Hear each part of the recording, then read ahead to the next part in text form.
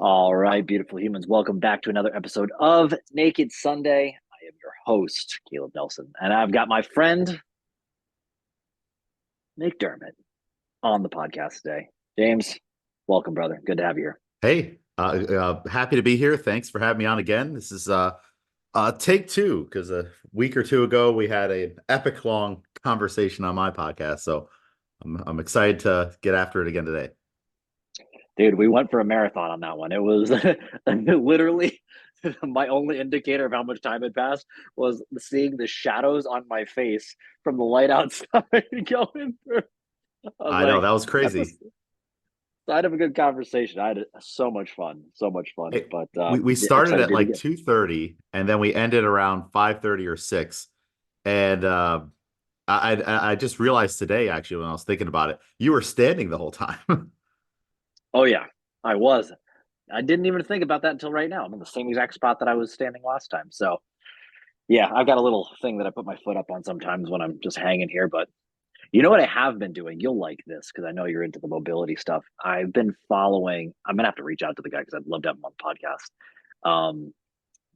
I've been following this thing from Human Garage. I saw them on Instagram once. I think they got a lot of followers, whatever. But anyway, they got this 28-day reset thing. And I think I had just started it maybe like 3, 4 days before our conversation. I'll send it to you once we're off of this, but I feel great. It's all just fascial releases. Standing here in my living room, I'll just do them in the morning, like for like 15 minutes, and it feels great. Love it. I absolutely love it. So here, standing was like, oh, no problem. Makes my hips feel so much better as opposed to sitting and talking that way the entire time. My body just feels better after I'm done. So I don't know, food for thought. Oh, that sounds interesting. Definitely send it to me. And I know that day you were just coming off a 3-day fast. Is that part of it? I was. Maybe it wasn't right after that. Maybe it was. Yeah, I just finished the 3-day fast. I was ending it. I think I ended it right afterwards. And of course, I got Ty wanting to make himself known because we knew that was going to happen today at some point. Um, I had just finished the 3-day fast, and this wasn't too bad. So, you know me Oh, and my cool. crazy things. Yeah, that's a long time. 3 days to go without eating, probably just drinking broth and water and Just electrolytes. water, man. Just Just water. water? That's Wow. all it was. That's all it was. That's all it was for 3 days. Ty, chill, homie. There you go. He's like, I want to be on the podcast. Dude, every single time I got on any call, any podcast, anything, he's like, it's time for me to make my presence known. Everybody has to know I exist. And you know what the funniest part is?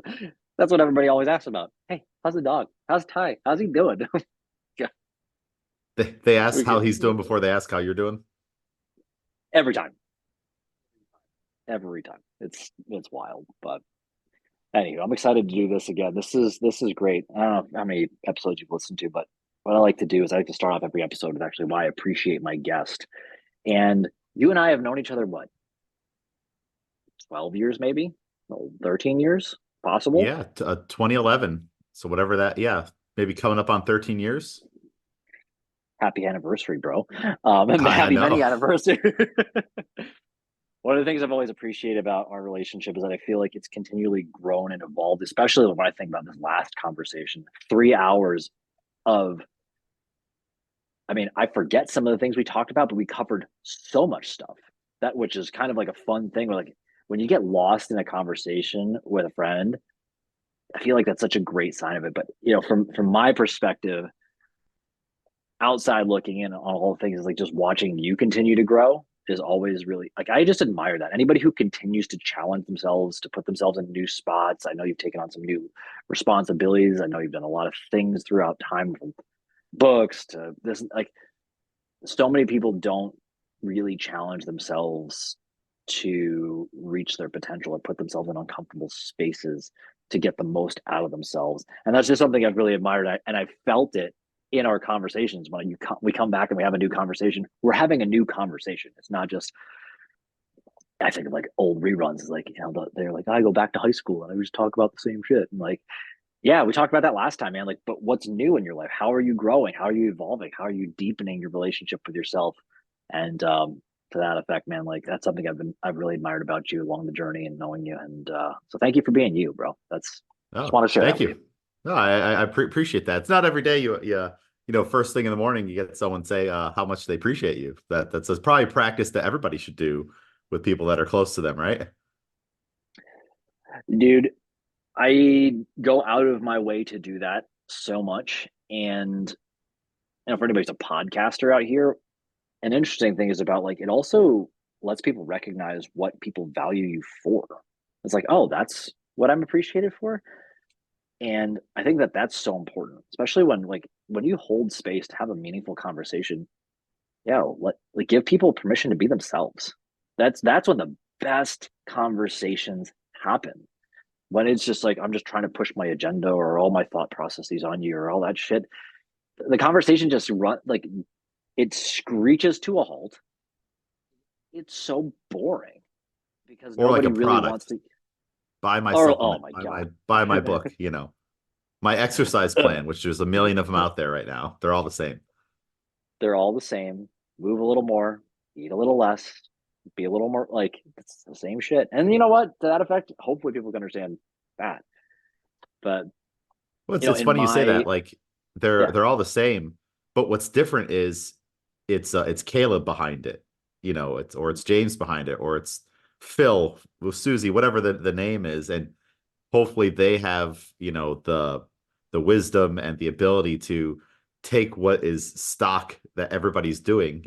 No one's inventing exercises anymore. No one's inventing calories in versus calories out. We're just maybe saying it in a different way and showing that we care in different ways and having empathy where maybe one other person doesn't. And that's what makes that program effective. It's the person behind it. And that's kind of what you're hiring, what you're paying for, right? we had a great we went. I'm pretty sure we dove into that in and of itself. Like when you're hiring a coach, you're hiring a friend, you're hiring a relationship, and you spoke to that so eloquently there. It's you're you're buying into the person and the values and the way they present the information, which inevitably expresses how they view the world, at least at that moment, and is mirroring for what you're looking for at that moment in your life. So uh, it speaks to something I think underneath that. It's like if you really want to enjoy what you do, be yourself because the people that you're going to kind of come into your life are going to be looking for those aspects. If you're not, you're going to get a lot of what you don't want. Yeah, yeah, definitely. It's hard too because like you have to find the person that aligns with your values and who has the experience of where you want to go. I specialize in strength training and weightlifting and CrossFit. I could write you a program and figure out a plan on how you could run marathons. Like I have that training. But it's not like my passion.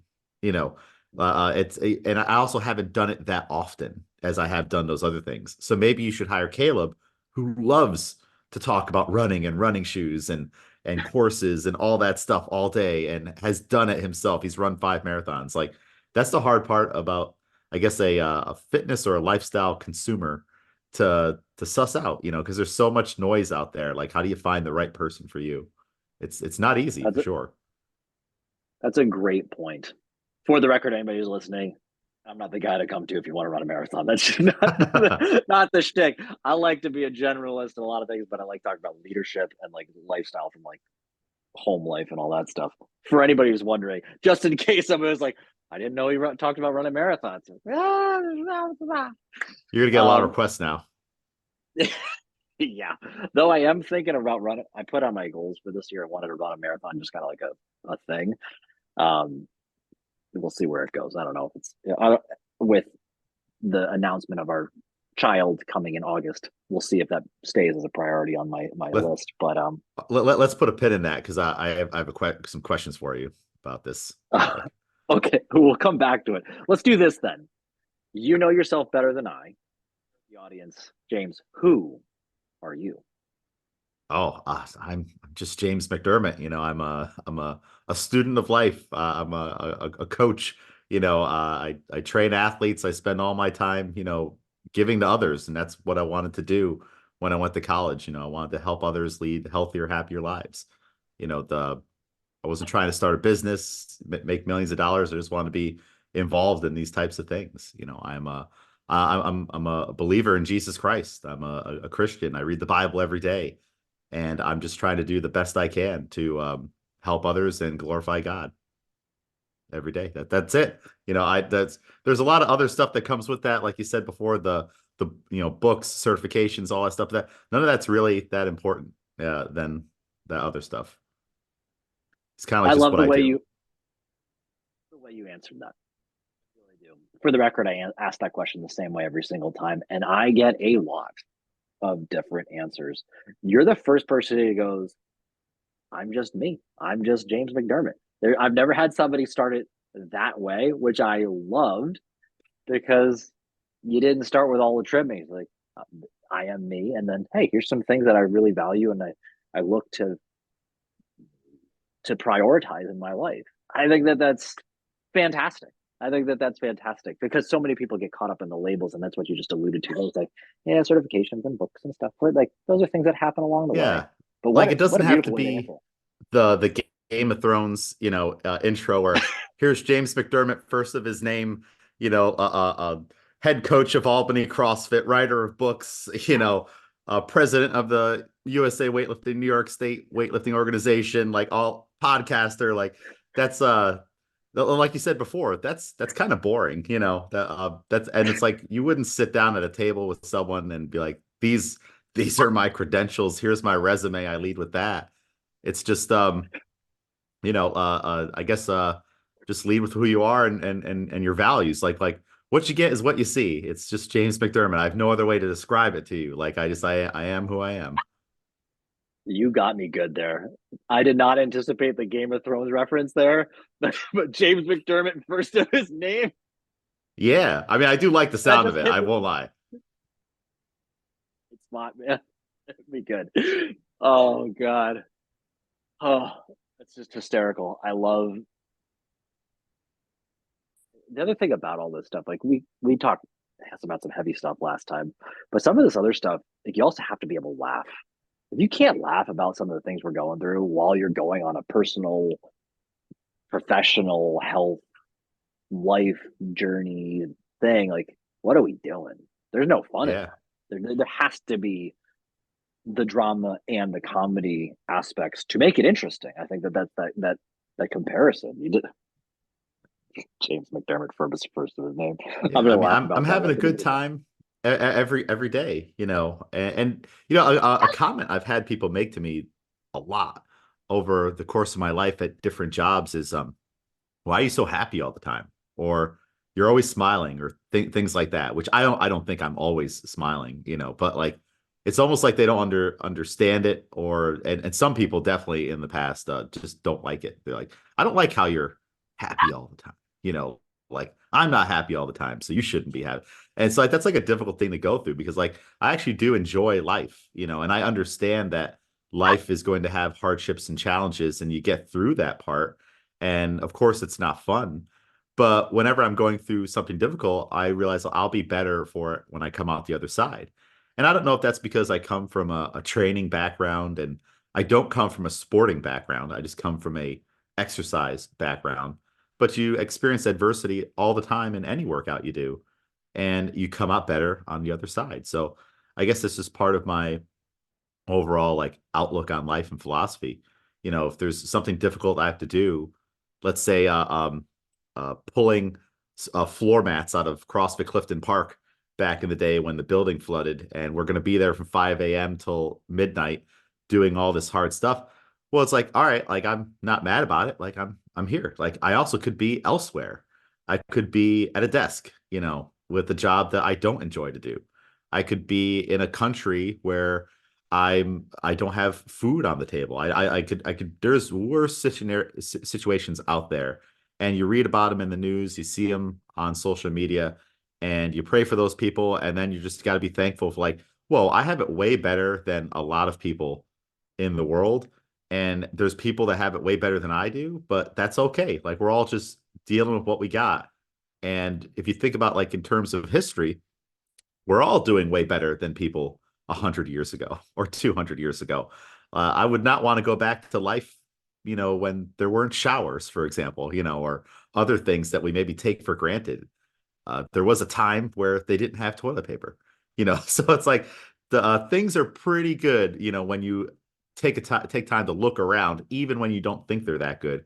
And if you want to make them better, like get to work. Do you have, I love what you're saying there because I don't, it's so easy to get lost in the negative. It's so easy. But to be able to appreciate those things is so important. Do you, because I think that gratitude is the ultimate equalizer in all things. Do Yeah. you have a specific practice or routine that you do to cultivate that mindset constantly? Is that something or is just something that just you've always been that way, or is there something that you've done to nurture that to make sure that you stay grounded in that? Uh, yeah, hard to say because I haven't really thought about that too much.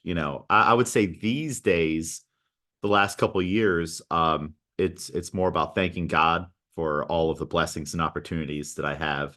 And that's even when, bad things are going on, and I would say maybe before that, I think it'd be a little more of the demeanor from my parents. They weren't rich people; they were blue collar, working class folks. My mom was a receptionist for the phone company, and before that, she worked in her family's store.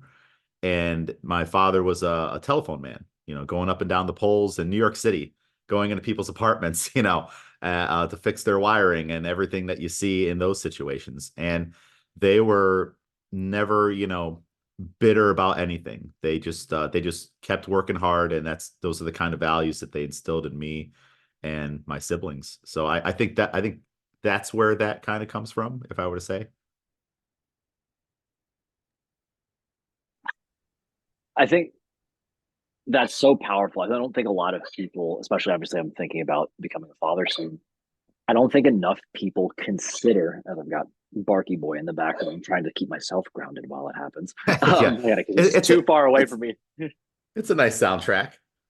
It is a nice soundtrack. It's like, hey, here's that like, oh, we got some music or we got that bark beat in the background or whatever it is. You know what it is? He sees that he's working off of your energy probably. Like I don't know a whole lot about dogs, but I know like if you're like angry, the dog might be angry. Like there's a famous Bill Burr skit on that with his pit bull. He's getting all worked up, and the pit bull's like, yeah, yeah, I'm worked up too. And he's excited. He realizes there's something different going on right now than there is normally on a typical morning when there isn't a podcast. And he's like, I'm all for it. That is a good way to look at that. Look at this positive vibe right there. And I agree. I know I've struggled with like how do I grapple with this? And to with that, kind of leading into what everything you're just saying, I've been using that as a it's almost like my trial run. How am I going to respond to this? Would my kid watch me For a use baby, yeah. yeah, would my kid be watching? And I think like even like little bitty babies, right? I think that osmosis of energy and intent and core values happens right away. I really believe in that. And how am I going to respond to it? Am I going to laugh it off? Am I going to have a temper tantrum? Am I going to start losing my mind? Probably not the way I want to do it. Well, and It's it's so like important. you have to meet him where he is. Like he's a dog. Dogs bark. So it's like I'm not going to get bent out of shape about a dog barking. Same as if I'm on an airplane and a baby is crying, people get really bent out of shape. One, I'll have these noise canceling headphones on. You gotta set yourself up for success too. But also, it's a baby. It's a baby. I think Louis C.K. All these bits are coming in my head. He has a bit about it's a baby. Imagine being the person holding a baby that's screaming. Like what do you want that baby to do? It doesn't understand it should be quiet on a plane. It's uncomfortable and it only has one way to communicate when things are wrong or it needs something, and that's to cry. So it's like, what do you want? And like you were a baby at one point. You did the exact same thing. So it's like you would hope that people had empathy and compassion for you when you were in a very vulnerable point in your life when you couldn't say or do anything. Do the same to others. So it's like it's amazing when people are upset that a dog is being a dog or a baby is being a baby. It's like what do you want right now? Like what do you the world doesn't revolve around you. Maybe just chill out. It's probably because you're just super stressed out about other things, and this baby is getting to you. Ask to hold the baby. Hey, can I hold the baby for 5 minutes? Give you a break. Dude, you're just a good person. That's see, I love and notice he just calmed down. Right, Ty? Look at that. You want to be part of the I'm gonna do exactly what you just said, James. I'm gonna bring him into the fold so he can Yeah, bring him feel over. appreciated. He feels a little more appreciated. There he is. Anybody who's Yeah, actually there we go. watching on video, you know that Ty is now in the fold. You wanted to be acknowledged, you want to be seen and heard. Dude, to think about that, like, did I ever maybe I never shared this with you. I had a weird, and please feel free to share it, would like to take it like when you're developing coaches. One of my strange, and they didn't even know it was happening, but one of my very sneaky kind of like tests, if they were going to work out as a coach, when I would bring somebody on and say, like, hey, we'll let you intern, is I would watch how they would handle, because we always had parents and like moms, like new moms in our space. And I'd be like, how do they handle that when they come in and they're like dealing with a day? The kid was crying. They did everything in their power just to get to the gym that day. And the kid might be crying a little bit. They're in the corner. They're a little fussy, whatever. They might have been 5 minutes late. How are they going to handle that energy on top of everything else handling the room? It was one of my really interesting tests to be like, what's the quality of character? Was this class about the coach being you know, it's all about me? Or were they able to have the empathy, much like you're saying right now? Did I ever share that with you? I don't know. Maybe I did. No, yeah, no, I this is the first time hearing it. It's a good Dude, practice though. huge because especially, we both come from the CrossFit background. Obviously, you're still over there at Albany CrossFit, and you've been impacting a lot of people with weightlifting and all that kind of stuff. You're at a community based type of thing. It's a family vibe. Or at least you're trying to connect with family vibe. If you're part of the family, you're gonna when they're having a day, you're gonna just be like, give them like the stiff arm and say like, no, no. You're like, hey, let me welcome you in. How do I support you in this moment in your life? It was such a great indicator of like if you're not capable of rectifying that, you don't really deserve to be in the front of class because it's about the quality of character and can you see the bigger picture for the group at hand. And you're trying to say, hey, I want you to come in more often. How do I get you to come here and continue to take care of your health? If you make them feel rejected that one day, what are you going to get? They're not going to take care of their Yeah. health, at least not with you, at least not Well, with and then you. the next time they're having a day, they may be like, I'm not even gonna go in like last time, like it was a big deal. I don't want to burden anybody. They may not even be angry about it. They just may be coming from like, well, I really appreciate Caleb, so I don't want it. Like I know last time I made class difficult for him. All right, I'm not gonna come in today. Meanwhile, like the answer is no, come in today. I would say my test was always when I would sit down with people who wanted to be on the coaching staff at Albany CrossFit is why do you want to be a coach? And the answer that I wasn't looking for is like, well, I think it'll help me be a better athlete. I'll do better in the open. I'll get more PRs, things like that, because I'll learn more. I'll learn these secret, tricks that maybe aren't being taught to me as an athlete in front of class, which is not the case. Like CrossFit is open source. I'll send anyone the level 1, level 2 manuals. I do it all the time. And I'll tell you why we're doing things. Like there is no secrets of the air squat, that I'm holding from anyone that will make them better if they learn how to teach it. Which of course there is some carryover. You'll probably be more aware of your movement when you're teaching it and try to get that better so you're demonstrating well. But that was always the answer that I wasn't looking for is like I want to be a better athlete. The best coaches came from the people who were that wanted to help others. They wanted to help others get healthier and fitter and be that person that's there for them and talk to them versus for themselves. So I was looking for the outward reason, not the inward reason, if that makes sense. Well, yeah, I mean, coaching is a service industry. It's a give of the self to hold space for others, and if you're solely motivated on only your own personal development, what a great perspective there. When, yeah, what's been your biggest lesson in like all of your coaching years? What's been your biggest thing? I mean, you've been coaching for a long time now. What's been your I would biggest say lesson? just the biggest one. Oh, that's hard because I have like a couple that. I would want to make the biggest one. But Share them I all would if you need say, to.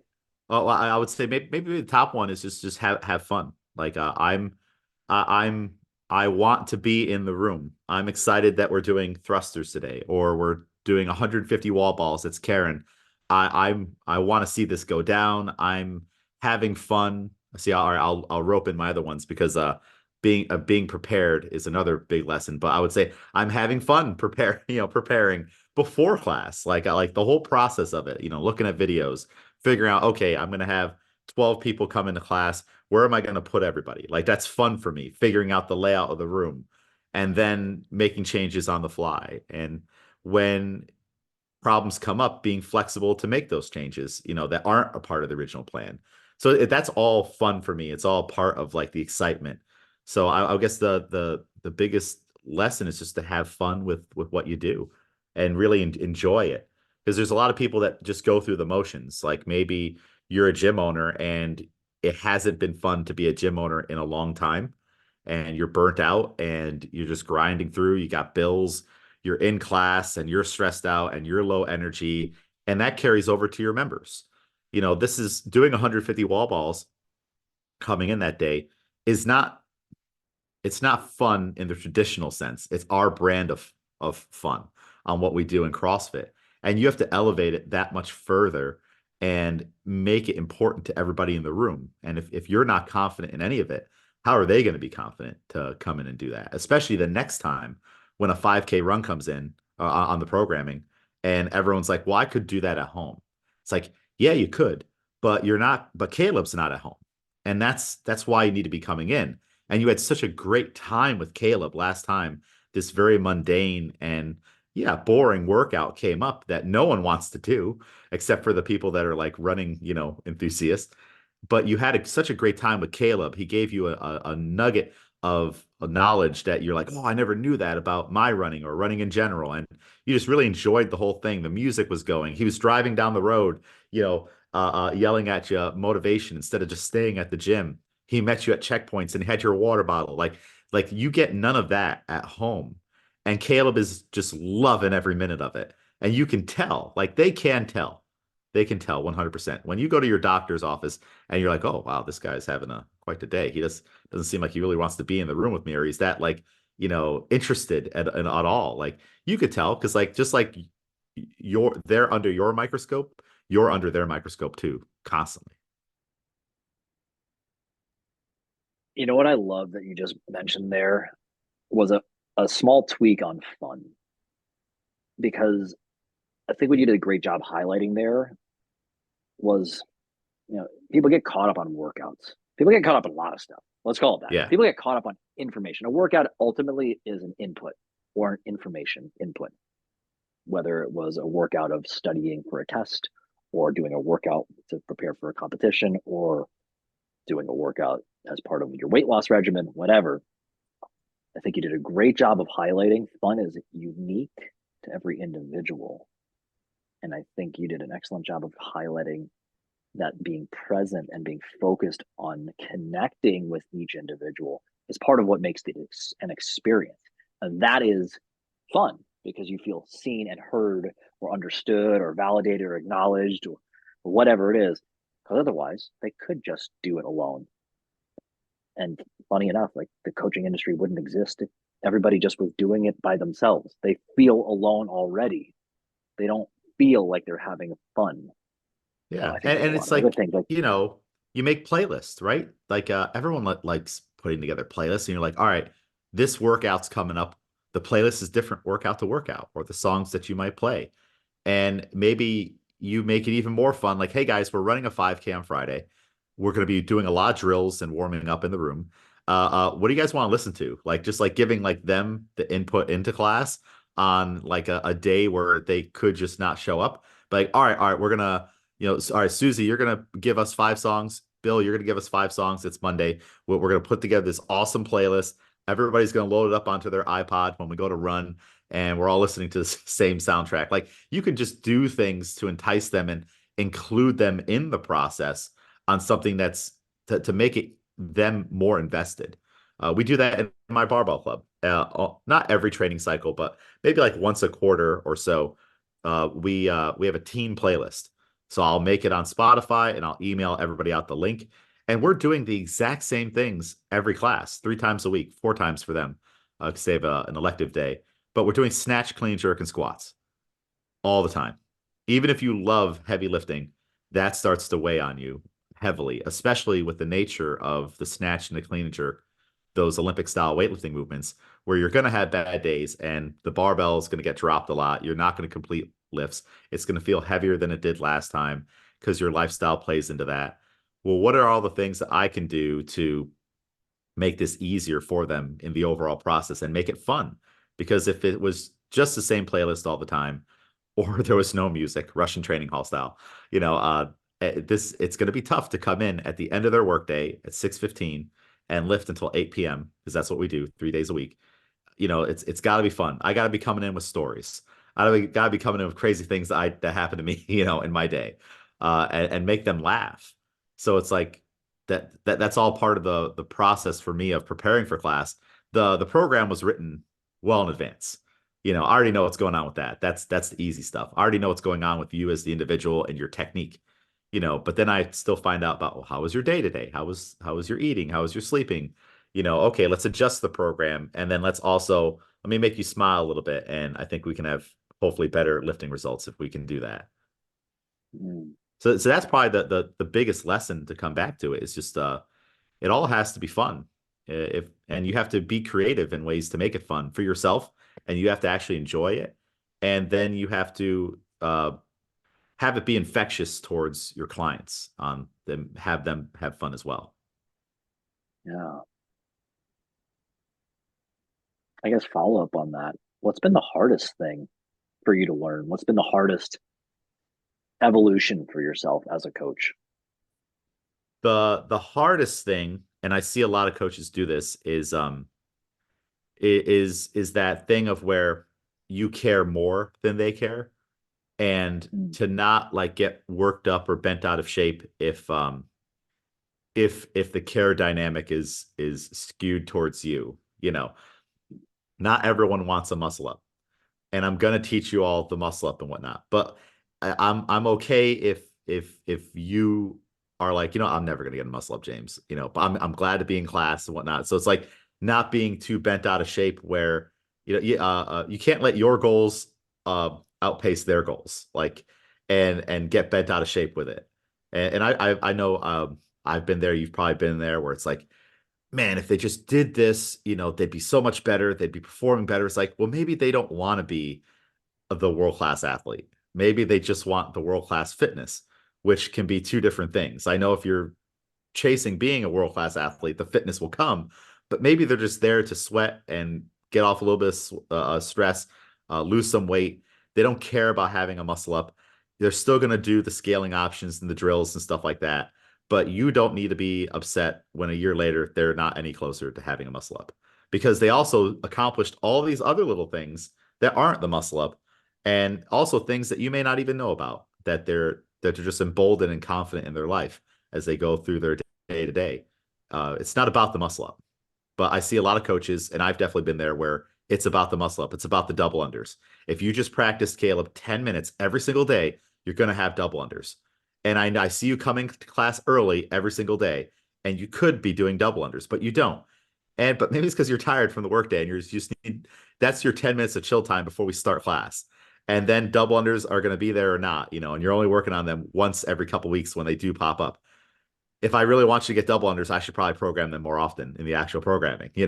It's not your fault. It's if I really want that for you, it's my fault. Like, so I don't know if that makes sense. What I'm Yeah. saying. Well, what I think you did a great job of highlighting there is everybody's idea of fitness is still different, no matter how much we try to put it into a box. And it has to be more goal centric than it has to be married to that vehicle. And I see that a lot. I see that with regardless of your fitness brand, people are so it's like religion or diets. Same thing. This is the way. And you Yeah. must do this. And Yeah. I understand it. I get where it comes from, especially if you had profound growth on your path. But when you shift into a coach perspective, it's not just about regurgitating your path. It's about, here's some things I've learned, but you're still going to walk your own path. That's what I was hearing. How do you dissolve that was my way, but it's not everybody's Yeah. way? And if you care that much about everybody having to do it your way, you better be very explicit early in the process of, this is really what I care about. If, as you said before, you want to run marathons, I'm here to run marathons. Like that's my idea of fun. And it might, you talk about you also said like the Russian training hall, no music, no nothing. That is some people's idea of fun, because that's the way they want to operate, and that's how they know they work best. If you're Yeah, I not think clear about that, yeah, go ahead. I think the paleo example is perfect. It's a perfect example. Especially if you're on the coaching side of things, or even if you're not, because of course, like if you lose a lot of weight on paleo and you start feeling amazing, then you think everybody should do it, and then you start to not understand why everybody wouldn't want to do it, and you start to like tell your mom and your dad and your siblings and your close friends, look at this death bread that you have here. I remember way back at Albany CrossFit, it was a wheat bread was or white bread is a quick death, and wheat bread is just slow death. But they were both death. And if you're coming at people with that, that's intense, and that might shy them away from things. So I guess that's probably a better example than like the muscle up is like, once you see something works, you start to really, really believe in it. And then you want that so badly for others. And not everybody wants that. Yeah. And there isn't one path to success. Someone can still be super fit and healthy and achieve their goals without paleo. And we're seeing that today because a lot of people don't do paleo. Actually, I wonder if the number is less of people not doing paleo than there is doing paleo, because paleo did lead people to having a lot of issues, maybe a poor relationship with food, especially early on in the way that we were all going about, having people do it, like this is the one way or the highway. It's slow death versus quick death. There could have been a little more tact back in 2009 and to 2011 on how we approached this with people. It's okay to have a peanut butter cup, every Friday. You're not going to die. And I do know a lot of eating disorders came out of good intentions, you know, um, but that wasn't what everybody needed. It's not what everybody wanted, and it probably turned a lot of people off of CrossFit in general, or eating healthy in general. I another example, maybe, tell me if this makes sense, is there's a lot of people out there that have church hurt, where the church did something, and those people were so hard on what they were trying to get people to do, and so not understanding of any other way or nuances in life, that they actually pushed people away from, being spiritual and religious and following or believing in God even. And had they gone about it another way, things probably could have been different. I don't know if that ties into this whole analogy. Perfect analogy. In fact, I have a friend, he's helped me with my book. He runs a podcast called Church Interrupted. Actually, I want to get him on this one too. And that's got a lot of reactions because of exactly that. This intensity. There's a lot of like, you can see how people run a cult. It can just name like different sign on the front. There's been CrossFits that are cults. There's been churches that are cults. There's been nutritional plans that are cults. There's been, name your thing. It's that this is the way. Missing, like, if you had just approached it in a slightly different way about meeting somebody where they're at, like, wait, what do you care about? And not getting so caught up in the language or the tools of it, allowing people to find their own way. It's such a different, and he specifically talks a lot about church hurt in that lens. And you're right. You said something really great. Uh, Good intentioned people can cause a lot of problems if you're not nuanced. And there's I just saw another clip of it. It keeps coming up a lot lately, but the Dunning-Kruger effect, I'm sure you've heard of it, is the Yep. like the novice, the person who's fresh off of like starting to learn something, knows they know nothing. Like teenager thinks they knows a lot. they think they know everything. They like teenagers who's like full of piss and vinegar. They learned a couple things. They saw somebody else be wrong about something. They felt themselves be right a little bit about something. And they're like, I think I know a lot about everything.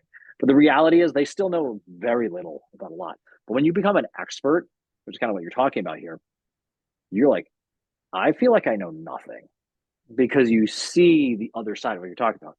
Hey, if you keep talking to people this way and you demonize food or you demonize God or spirituality or whatever it is, you're quite literally throwing the baby out with the bathwater. And somebody who might have needed some of those elements because of how you portrayed it actually pushed them farther away from the connection they were seeking, from the path they were seeking, and might have actually encouraged a worse relationship with themselves. And I think that's Yeah. important as a parent, as a business leader, as a coach, as a like name your position of authority. If you're not aware of that, and that's often like a mob mentality.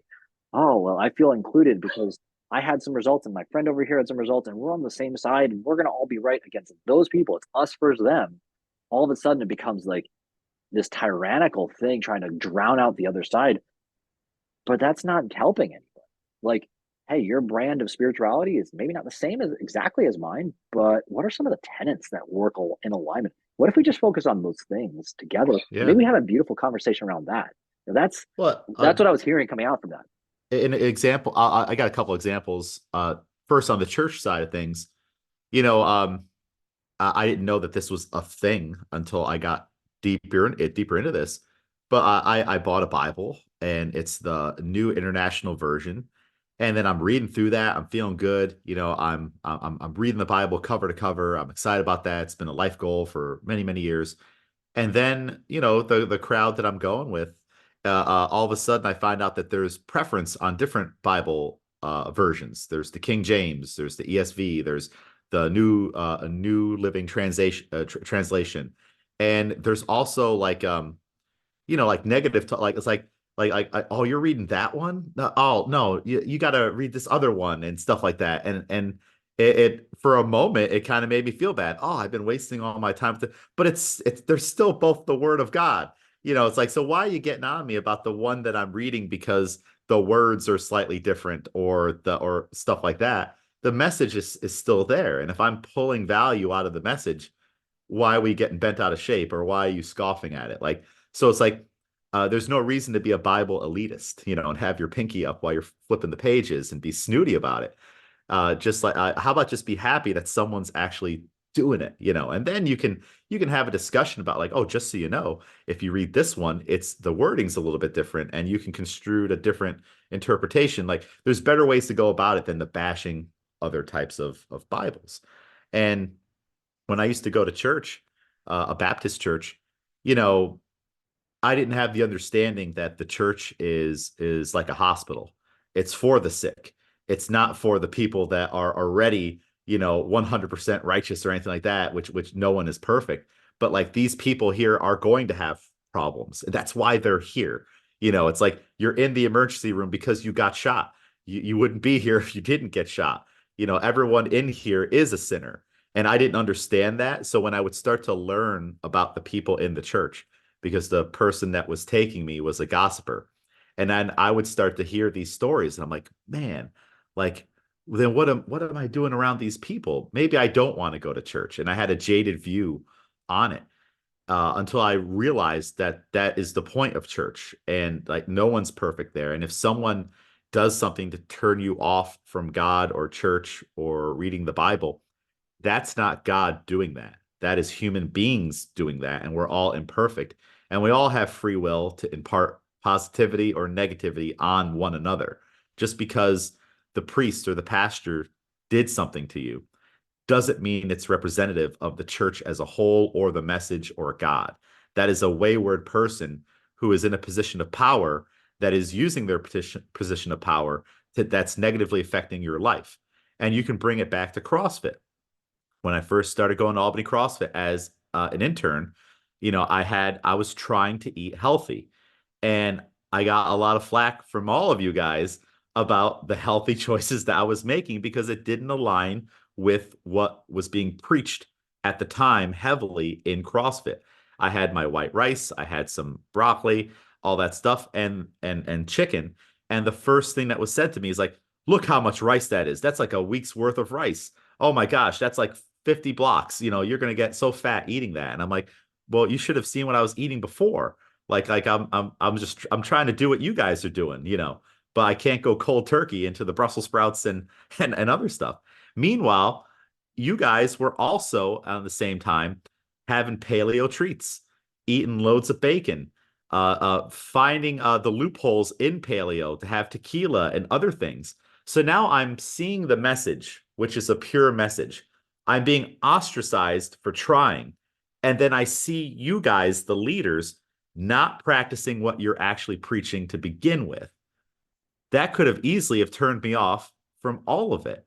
And also maybe not even pursuing CrossFit, because we could take it further on how CrossFit can be a little intense on their preachiness. And I fully believe in the message, but the delivery of the message, whether it be CrossFit, whether it be the Bible and God, the delivery is important, on how you do it. And if you're in a position of leadership, you have to be very, very careful because, yeah, that's my thoughts on that.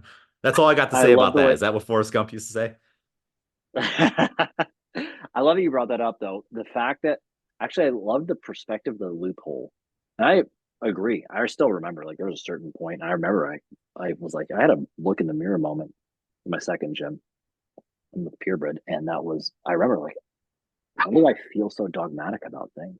Why am I trying to control? And I remember starting to like kind of lose that where I would see like conflicting things work out also. I was like, wait, something's up here. I'm too rigid.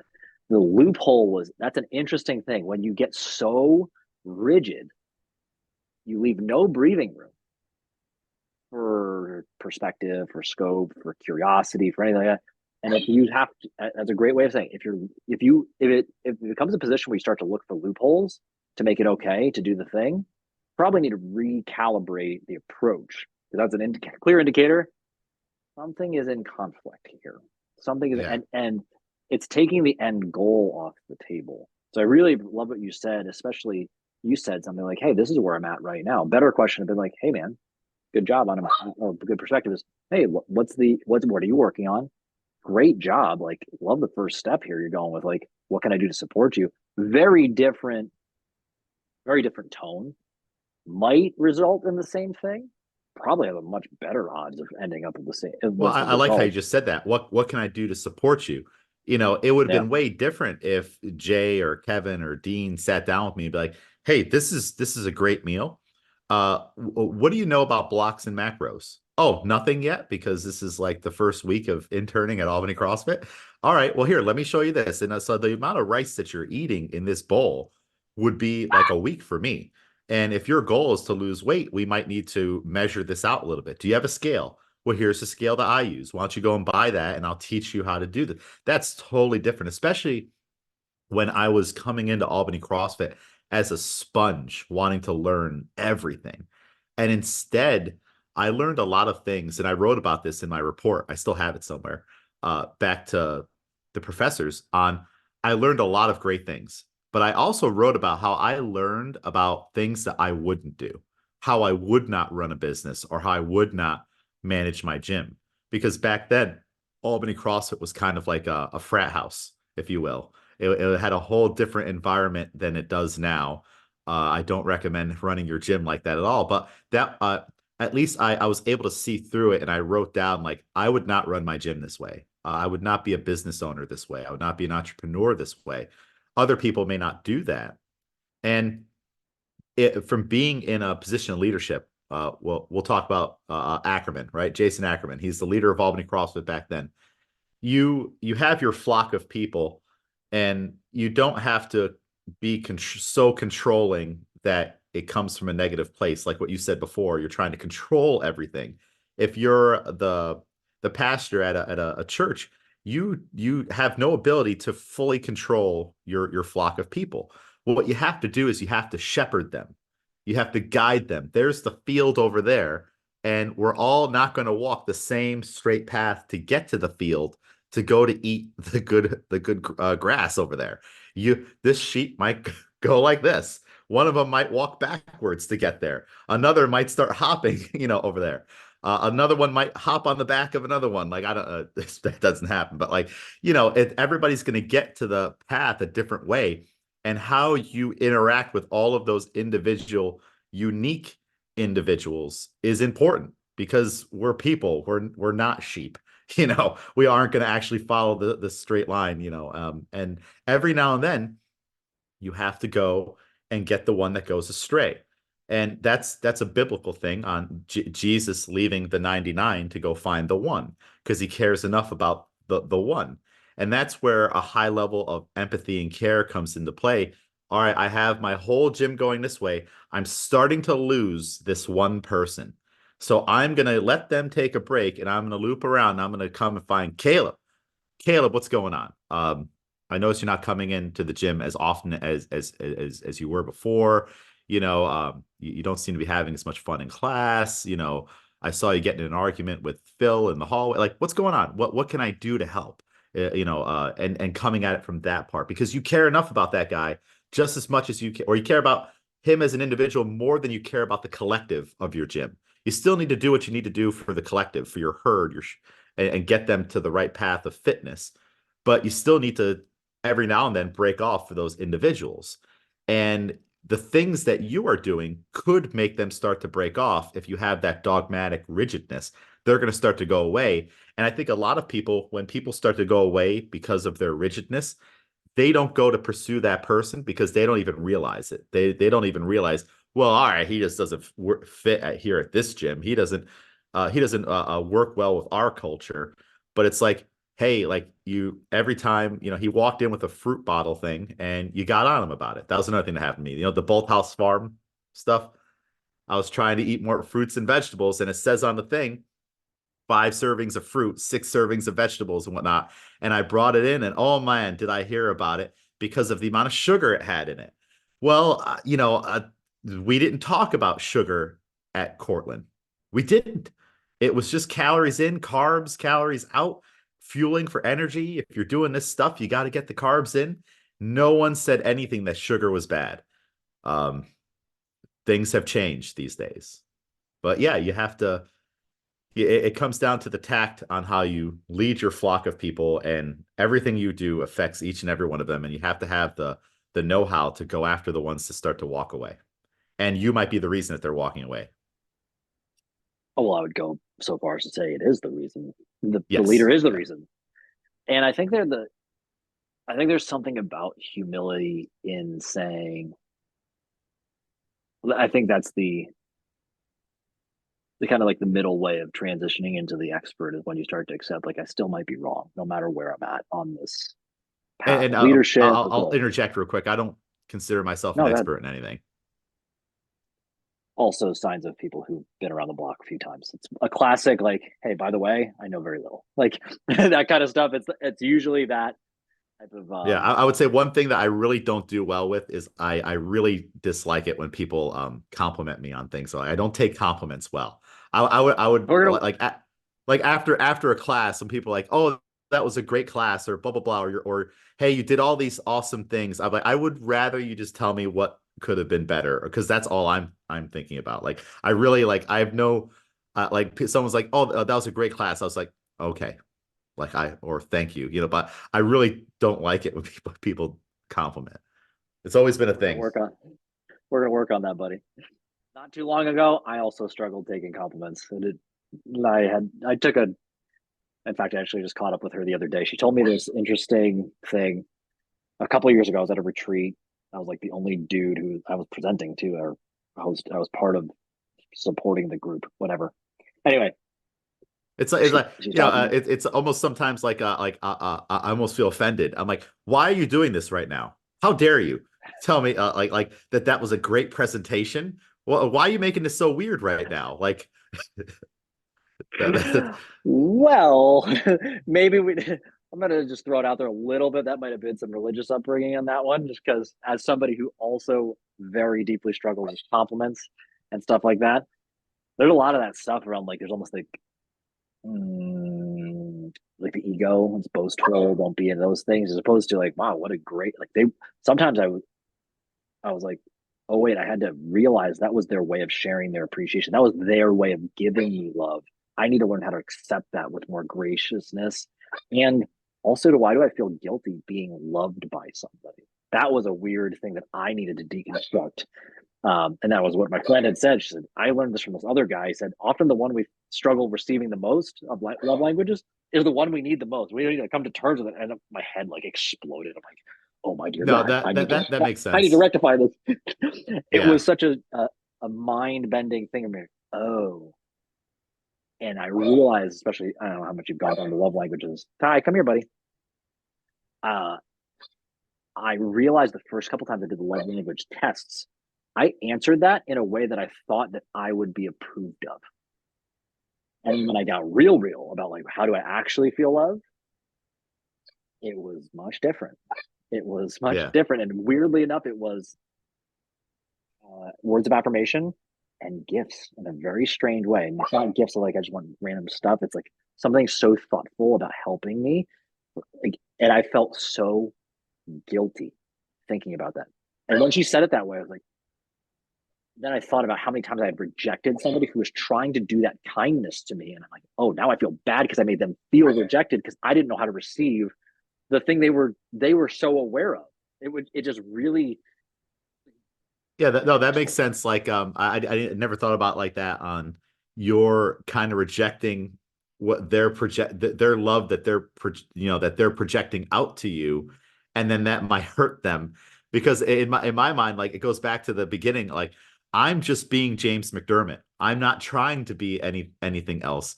And it's like you see like you see like a bird flying around, and you're like, oh, that's so awesome that it can fly. Yeah, it's just being a bird, like I'm just doing what I do, and I don't expect praise, and I'm trying to do for you. I care about you, and it's like no, you don't need to do that back. Like I would do it for free. I would do it for blah blah blah.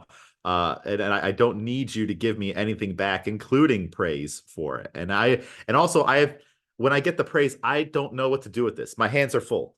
It's like, all right, good job, great class. Oh, I felt so much better. It's like, all right, I don't know what to do with that. But if you're like, oh, hey, you probably could have like shaved a minute off the whiteboard brief, or oh, I didn't understand when you got, oh, I know what to do with these things now. I need to try to improve them, because I'm a tinkerer that way. So it's like I have to figure out what to do with the stuff when it's in my hands when people give me the praise. Normally I just smile and nod, and I'm like, all right, I don't know. Thank you. That's it. And I do appreciate the compliment and stuff, but I don't know what to do with it, if that makes sense. Yeah, I'm gonna float this by you.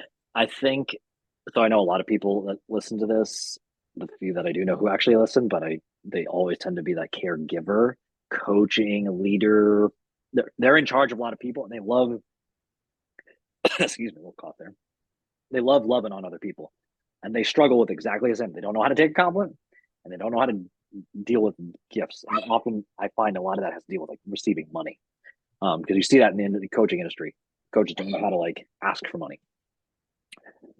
I'll say it this way for the words of affirmation first.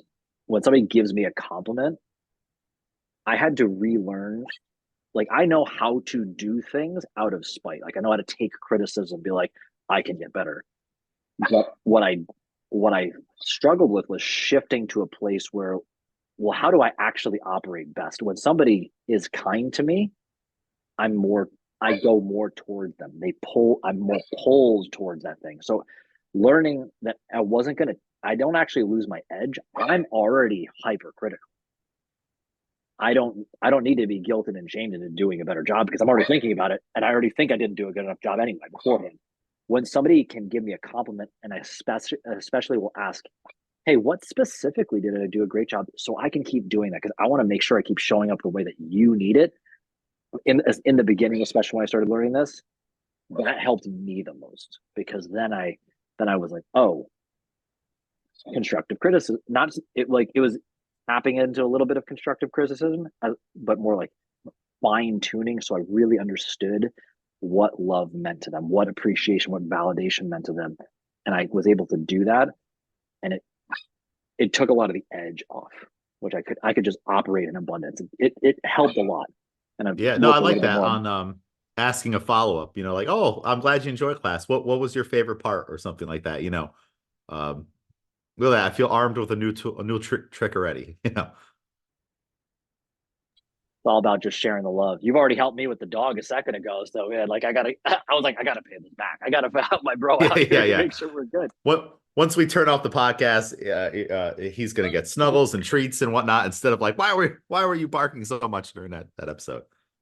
Exactly. I'm gonna be so much softer. My wife is gonna be so proud of me that I'm just using these new I'm gonna skills get a and letter all in the those mail other. from your dog with a little paw print, a Yo, little thank you. that's a good idea. You know what I should start doing? I should start doing thank you letters from Ty to clients and Oh, whatnot with paw print. That's the dopest idea yet. yeah, get a little That stamp, ah, have his face on the card, and be like, "Thank you for coming on the podcast from Ty." Oh yeah, Caleb was here too. Like you got to have a little Caleb joke in there, and like Caleb, yeah, Caleb was there.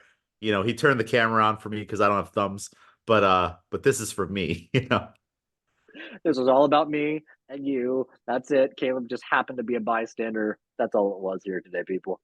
That's a that's a really good idea, especially Yeah. knowing like that's all people really care about. Apparently, is they want to talk to the dog. All right, like Oh yeah. That's a knock it out good of the park. a good idea for gym owners. Like so many gyms have dogs. Like send the follow up or the thank you from the gym dog. Because no one is ever mad at the gym dog. The gym dog is the hero. Like the gym dog is everybody's friend. No matter what's going on, you see that furry face, and even if you're having a bad day, it normally turns people around. That is one plus about having a gym dog. There are a lot of negatives, but that's one plus. You know what? That makes me want to take it one step further and be like, you know how support emails often like there's just one person who it is, but make the support person just be Ty and just have it be the dog. So Yeah. hey, we got to talk about your membership today or something like that. Like because man, it's the dog. They're smiling and barking at me. Woof woof. Like you're There was one point where like in our member management system Wodify, we have like an admin account, where we can do a lot of things with. And there was one point where I had it Shy's not first Basset Hound, but a couple Basset Hounds ago, Louis. You remember Louis? And I had made an account and I'm like, what am I going to call it? Let me just call it Coach Louis. So and it had his face on there and everything. So I just made it, and then people started to know. It's like, is that the dog? Yeah, the dog has an account for Wodify. It's just there's another thing that makes it fun. It doesn't have to be so rigid in the business stuff, things like that. It can be where it's like, oh yeah, the dog has a gym account. And then you make the joke when the dog is in the room, like, all right, he's gonna come around and make sure your form is good on these push-ups, which really he's just wagging his tail and sticking his nose in your face. But it's like Coach Lou is here. you know what's really weird about this conversation right now is I woke up. So I ate a little too much food last night. I kind of I just had like a good day and I rewarded myself, but I was not feeling super great. So I woke up at like 1:30 in the morning. I was just thinking about life. And one of the things I was thinking about was like if I was train people like in a group or open a gym again or something like that, I'm like, what would be some of the stipulations? And might have started like I like to work with entrepreneurs and executives, this, that. And I was like, you know what, we got to get to more like the brass tacks of Caleb Nelson. You're not going to be like if you don't like kids or you don't like you hate kids, this ain't going to work out because I'm probably going to bring my kid around. And by that I mean I'm going to bring my kid around. Also, if you don't like dogs, this ain't going to work out because Ty's going to be there. Like this is just like little barriers of if these things don't jive with you, it's not going to be cool. That's just being deliberate about if that's something you're not into, this ain't the right environment because we got to be able to hang. We got to be able to feel. I think we're in an interesting age where people are really wanting permission to be themselves and they're looking for the group that will allow them to be themselves in whatever shade that is. But how do you do that also like as an entrepreneur and be like, this is just what I'm about? Like, could we just come here and hang out in my living room and just talk about life and just talk Yeah. about life and have the dog on the couch like a therapy dog. Like, it could just be chill. It doesn't have to be these super crush yourself workouts. It doesn't have to be this type of thing. It doesn't have to be some ideology. It's like, could we just hang? We like these couple things, and it could just be that we're going to happen to work towards those goals as well. I think we're getting to that place now. We're starting to understand that's really what people want. Yeah, and it's funny you say that on like finding yourself and just being yourself. I think sometimes, you can lose it and forget who you are, like especially during that time where you first leave home and you go out into the world and you are like who you are, like you have these things that you're interested in and things that you like, but then you start to change them for the world. Like, all right, maybe I shouldn't post Godzilla photos on my Instagram all the time, because I want people to see me as a professional, and or I want like if you're you want women or whoever to see you a different way. You don't want to be a nerd. You don't want to do that, all that stuff. And recently, my mom is trying to sell her house. So I've been going back and forth on like sorting things like, all right, throw this out, donate this, I'll take this back home. And going through all the boxes and papers and stuff, it's almost like it was a different person. And I'm like learning about this person that is me and was me X amount of years ago, and like remembering like, oh yeah, I remember I used to like this stuff, and I didn't hide that I liked this stuff, or I want to bring this back into my life. I found my first Bible. I found a lot of wrestling action figures. I found drawings that I used to do of monsters, and I still had them, and now I'm kind of thinking about how I could turn that into like a little book or something. And it's just like it's almost like a re self discovery on like how do I bring James from this era and James right now. And James right now is so comfortable in his own skin. It's crazy. It's crazy. Like so like when I like step back and look at myself, I see the old James, like the high school James and the young James. And then I see like college James and I see James now. And it's like these are so different, unique people. And what I'm trying to do now is kind of bring them all together, like all the interests, the ones that I still want to keep, the ones that align with the current day values, and not be afraid to talk about things or stuff like that. And it's just been an interesting journey, like even with like faith, on just like being open to like sharing verses on my social media. Like I really don't share a lot of fitness stuff on my private social media. Like there's like music, WWE content from back in the day, Godzilla stuff, things that I think are cool. I shouldn't be afraid to share things that I think are cool. Or even the cross that I'm wearing now. So this one, when you were on my podcast, I was wearing a smaller one. It was probably like this big, and this was the first recent cross that I bought this the end of last year or this year. And when I got it, I didn't realize how big it is. Like you can just kind of see, like this thing is huge. And I didn't wear it because I was like, that's a little too flashy for me. Like this, like I'm not like a wearing bling person. And recently I was like, I gotta wear that cross. I gotta step outside my comfort zone. No one's gonna think that I'm wearing like the Flavor Flav spinner, a big clock on my chest. It's not that big, but I like this cross and I want to outwardly show my faith. And what I realized is that I was repressing something that I wanted to do and an aspect of myself because of what I thought others would think about it. Like, oh, James isn't a necklace guy. Well, how do you know that? I know that. I used to wear necklaces. I've had people make comments to me about that before. There was one time I was wearing a hat, and it was really cold in the gym, and I didn't take it off while I was coaching. And they're like, "Oh, James is one of those beanie hat guys now," and I'm like, it's because I'm under their microscope so often, and they see every little change, and it's like, no, I was just wearing a hat today, like, I just didn't take it off. So like, not, this James right now is getting better at and has gotten significantly better from old James on not caring at all what other people think or perceive, and just realizing that most of the time people don't notice or care. It's like when you do your hair. If I do my hair, well, I don't have a lot of hair right now, but when I did, if I put it up in the front, or if I have it down that day because I didn't have time, no one is going to notice. 99.9% of the people don't notice. It's only me. The struggle is within, not elsewhere. There's like, oh, there's James. He's coaching the class again today. And then there might be that one person who's like, oh, your hair looks different today. But more than likely, they're not going to notice.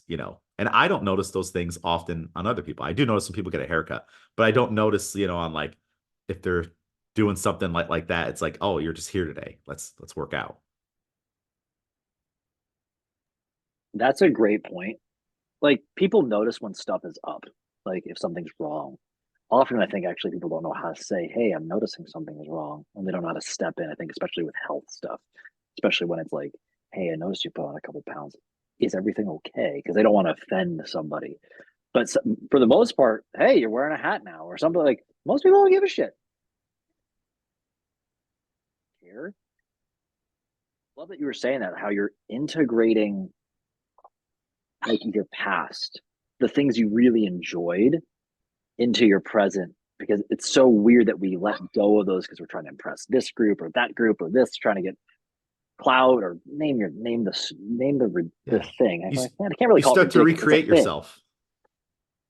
Yeah, but isn't it so interesting that we go back and it's like, well, what did I like about my childhood? What did I like? What were some of the things that brought me joy and fun and connection? You know, and everybody's like, oh, we have to go back and deal with our childhood drama and all that stuff. Like, yeah, but also on the other side of that is what did I enjoy? What was fun for me? What brought me peace of mind and how brought me feel like I was closer to whomever the version of myself is. Like I Well, liked think Ninja about it this Turtles. way. Yeah. Think about it this way. You you have Caleb, right? You have Caleb Prime. This was the original Caleb, started off as a blank slate, had all these interests, and then Caleb goes into high school and he recreates himself because of the social elements, girls, all the stuff. Then you go to college and you recreate yourself again because again, social element, social pressures, things like that. You're trying to figure out what you want to be, and then you become adult Caleb out in the work world and you become established and you slowly recreate yourself. All right, what does an adult need? I need furniture, I need stuff like that.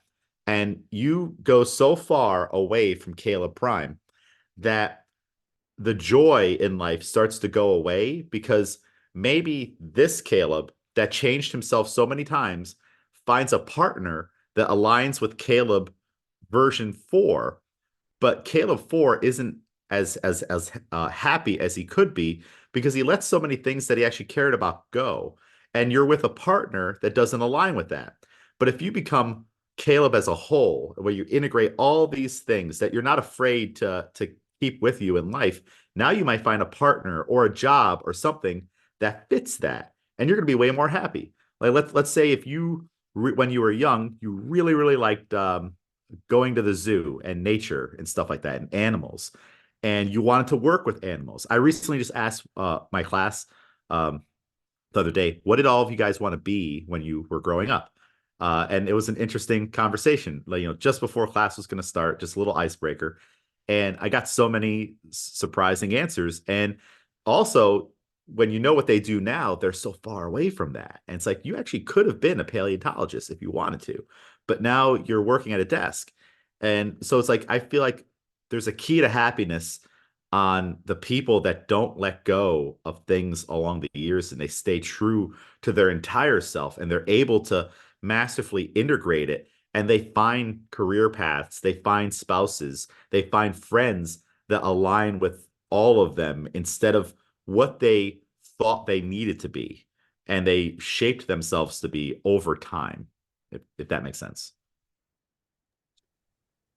Super eloquently delivered there, man. I think your example actually houses what I think we're going through in mass scale right now in the country.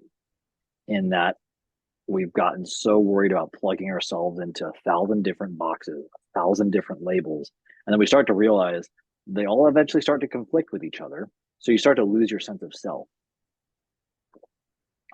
Ironically, you almost perfectly highlighted my relationship with my wife, and she has been the person who we aligned on values and we liked a couple of things, like we like health, but she was the one who gave me permission to start bringing more of the joy and allow me to be those things. So I'm like, dude, get out of my brain right now, dude. Like, what are you doing here?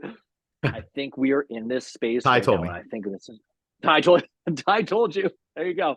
Shot me a Quiet. text message. I was like, all right, let's bring that up. Let's talk about it. You know what's funny about this? My family thought I hated dogs for the longest time because we won the first dog we got was not the dog I wanted. If you didn't know this about me, I get very particular about the things when I do want something. even if it's super, like, I'm like, that's the thing. And I get my head set in it. And like, anything that slightly deviates from that, which is also part of my problem that I needed to work on, let down, all or nothing. That's the one of the biggest lessons of Caleb Nelson. Ty slowly like wore me down. Lexi's like, he really like broke you down. And I'm like, well, yeah, now I love him. Like, how do he taught me so much about myself? I could be softer. Well, and I'm always curious like what people think about me of like the times they've known me over the years.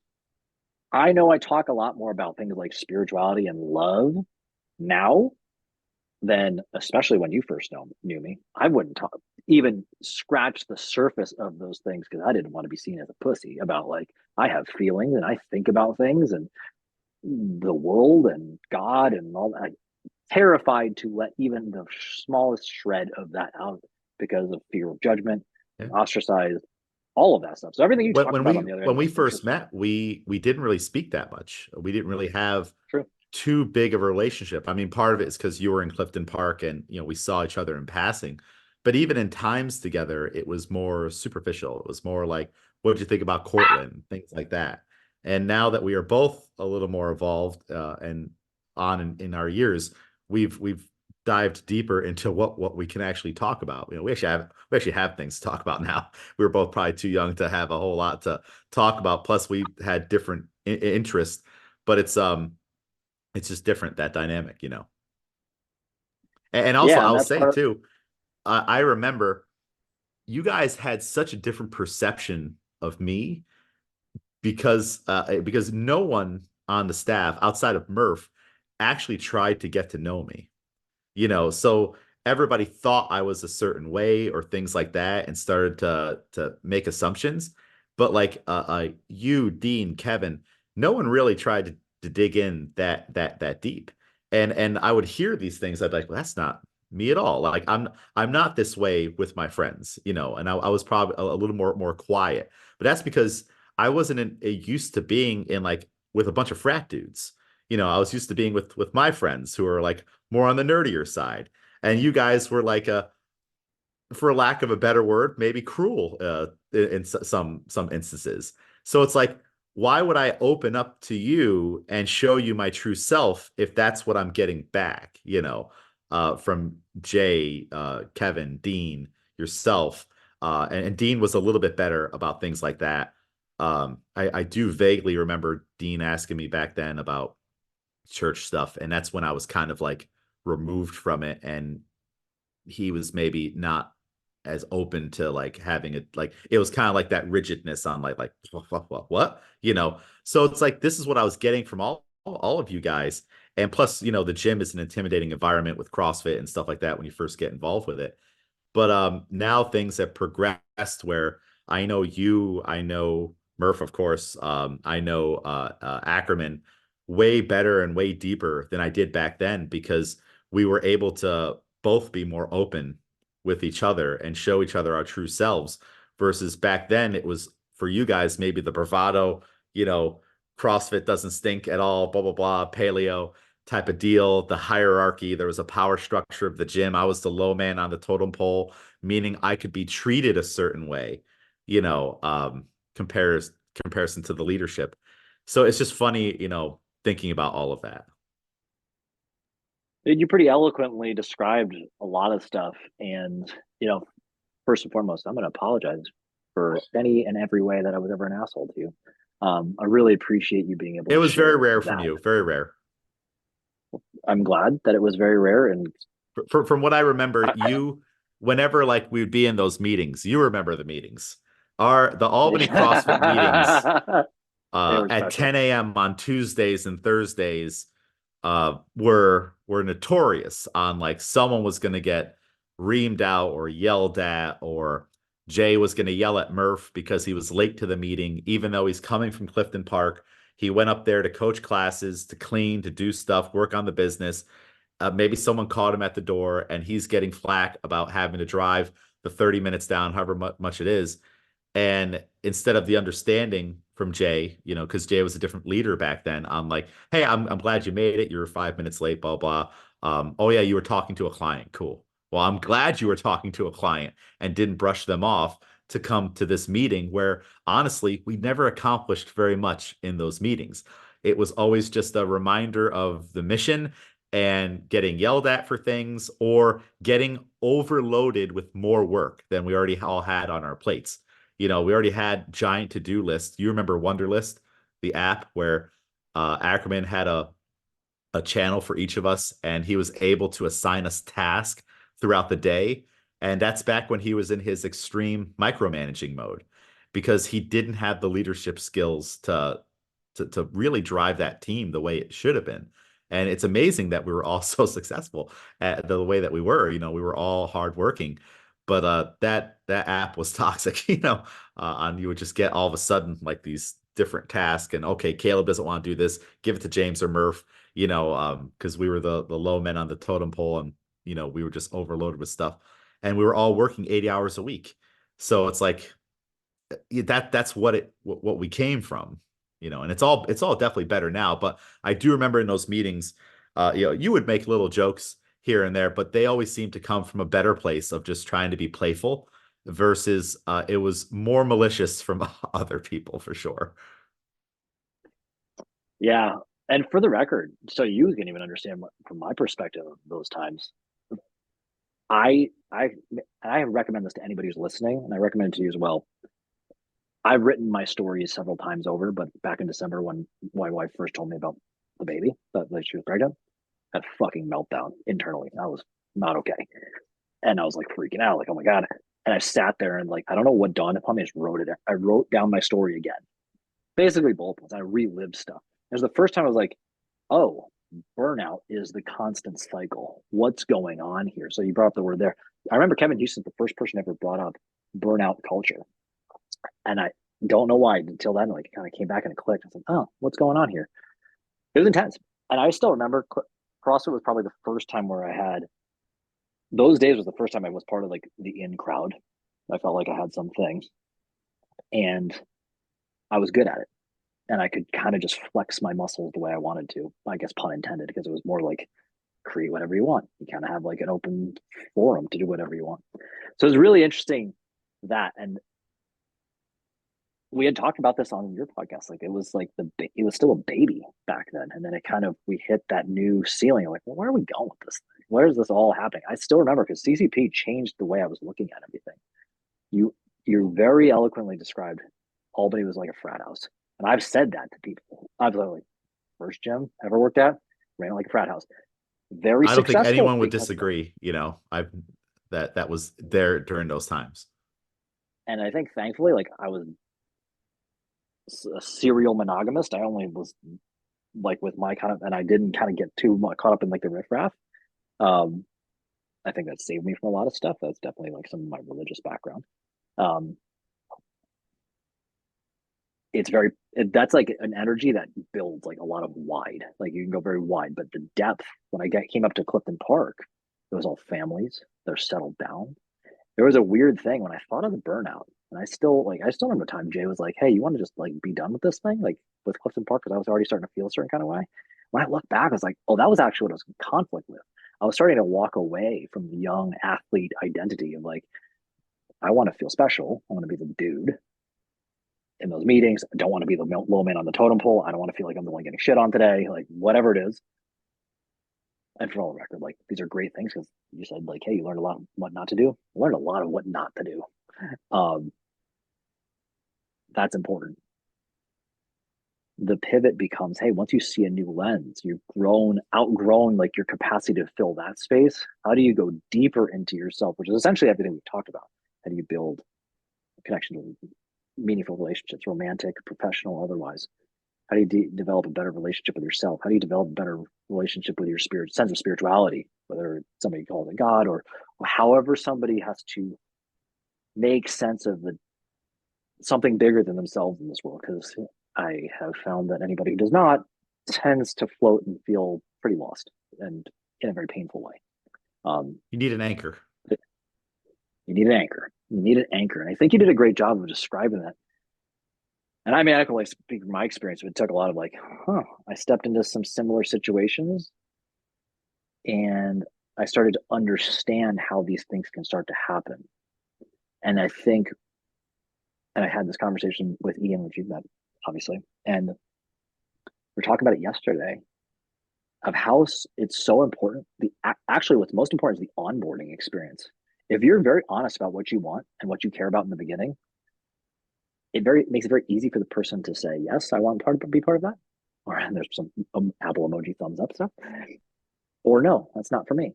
And I think that's important because you're being honest about what you care about and you're saving that other person. If you really say you care about others, you have to be very clear about what you care about so that you can make it easier on them to opt in or opt out. That I think comes with time and experience and wisdom of everything you shared today. Like, I go through Yeah. some stuff, you learn something like that. That's not what I want to do. These are the things I care about. I liked, you said Godzilla, and I mean, obviously, I have a podcast called The Barbell Strikes Back. Clearly, Star Wars, like Yeah. that too. Like, those wrinkles. That's part of what makes the texture of this human being before you.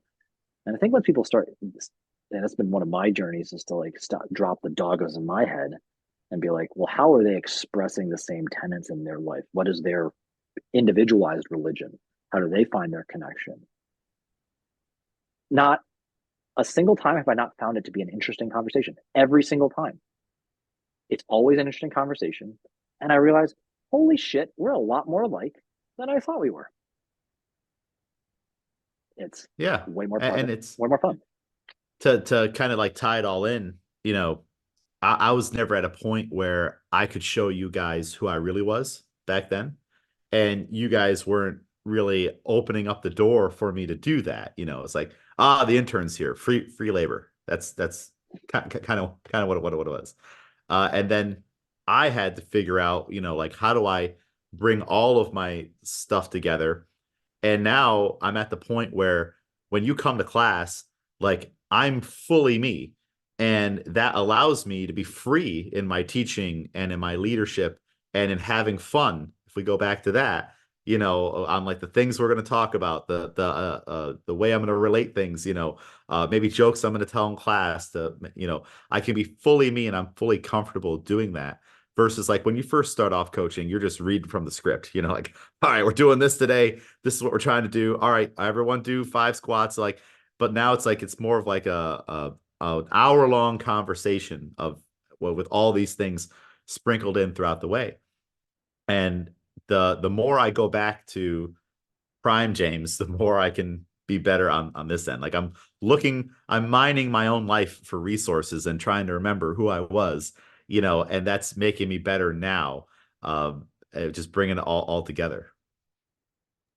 Does that also go? I don't know if you're a fan of Transformers too, like Prime James or Optimus James Yeah. or something like Optimus that. James, yeah. Yep. I think this is Optimus James right now, and then that's Prime James, back then. Uh, but I want to try to find a way to reconcile it where I can, you know, um, if all the Jameses met, we'd all be at peace, like things that this person liked, things that this person liked, there's an aspect from all of it because each James along the way did a significant amount of work to get Optimus James right now. I'm gonna keep calling myself that. So it's like you had, the at-home James with mom and dad getting that foundation. Then you had the James that was trying to get into the fitness space. And I actually just recently, because my mom gave me all my old paperwork and stuff, I was going through like taxes from like 2006, 2010. And I was looking like as that James was trying to get into personal training and working at the YMCA, some of my first paychecks were $1,500 for the year. 2,286 was in 2010 for the year. And that James was in order to not have to live at home, to live out in the world, and pay rent when I was actually living in a frat house at one point. I was a friend of the frat. I wasn't in the frat. They just gave me a room and I had to pay rent. So I helped the frat make money in that way.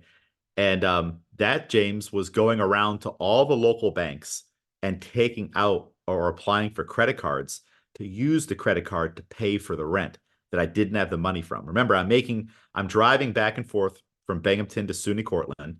I'm living at this frat house because I want to work at the YMCA and I have to drive 40 minutes back and forth for a 4-hour shift. I want to be out in the world and experience the world for the first time and not have a knock on my door and it's my mom and she's like, "Do you want M&Ms?" I'm like, Yeah, yeah, I just wanted my privacy. I wanted my autonomy. And in order to do that, I was making $2,000 a year, had to pay gas and had to pay rent. And that was James, who weighed 138 pounds because you're not eating a whole lot. You're eating frozen vegetables and rotisserie chickens, and you're parceling it out and tuna fish out of the can. And of course, fast food, and then a lot of drinking because, that is a time, time going through in that life. But that James has a tremendous amount of value, and James right now isn't afraid to go back to that if he needed to. Like to go back to what you said way, way back about the comfort zone.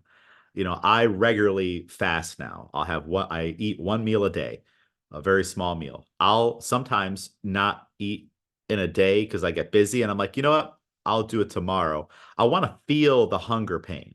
I want to remind myself that like that could be a reality. If all of a sudden tomorrow Albany CrossFit wasn't around anymore, what am I going to do? I'm not above going to getting a job at the Target or any other place that I need to get a job. My pay rate would plummet down. So I practice things now that made college James successful to get to where I am. I don't want to lose those skills. I don't want to lose that feeling and get too comfortable, So I do things on purpose to make myself uncomfortable in that regard. I'll willingly go without on purpose because at one point going without was life and was the only way forward. So if I don't practice and keep that skill sharp, if disaster strikes, now I'm in a much worse place. Yeah. I love that. And I love how you're looking at integrating all the key tenets of phases of your life. I think that's something really important. If we look, well, what I think that helps with is extract, a lot of people get caught up in like, oh, my trauma, and they identify as their trauma and they stay stuck. Go figure.